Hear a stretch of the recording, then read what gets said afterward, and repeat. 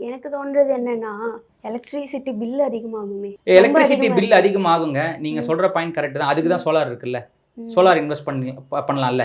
நீங்க சோலார்ல இன்வெஸ்ட் பண்ணீங்கன்னா, ஆப்வியஸ்லி உங்களுக்கு அதோட ரிட்டர்ன்ஸ் வந்து ரொம்ப ஜாஸ்தி இருக்குங்க. ஏன்னா, ம். இப்ப ஈபி பில் வந்து பார்த்தீங்கன்னா, ஒரு யூனிட் வந்து ரூ. 12லேருந்து ரூ. 16 போகுது. ஆமா. ஆனா, நீங்க எலக்ட்ரிசிட்டி பில் வந்து நீங்க சோலார் போடுறதுக்கு வந்து ஒரு ரூ. 2,00,000 ஆகுதுன்னா, அந்த ரூ. 2,00,000 இன்வெஸ்ட் பண்ணீங்கன்னா, நீங்க வந்து இந்த கரண்ட் எல்லாம் சேவ் பண்ணிடலாம்.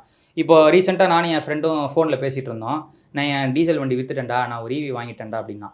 "என்னடா சொல்ற? ஏன்டா ஈவி வாங்குன?" அப்படின்னு கேட்டதுக்கு அவன் என்ன சொன்னான்னா, "நான் வீட்ல வந்து ஒரு ரூ. 2,00,000 குடுத்து சோலார் போட்டேன்.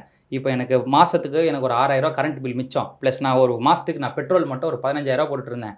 இப்போ அந்த ரூ. 15,000 எனக்கு மிச்சம். நான் போட்ட ரூ. 2,00,000ல நான் எவ்ரி மந்த் ரூ. 10,000 ரூ. 15,000 சேவ் பண்றேன்டா. நான் 1 வருஷத்துல நான் போட்ட காசு எடுத்துருவேன்" அப்படின்னு சொல்றான். அதுக்கப்புறம் மீதி இருக்கிற 10 வருஷமும் எனக்கு அந்த சோலார் வந்து ஃப்ரீ தான். அந்த மாரி நீங்க சோலாரும் கன்சிடர் பண்ணி நீங்க போட்டீங்கன்னா, உங்களுக்கு டெஃபினட்டா உங்களுக்கு இந்த ஈபி மெயின்டனன்ஸ் இல்ல இந்த காரோட ஈவி சார்ஜஸ் எல்லாமே உங்களுக்கு 0 ஆயிடுங்க.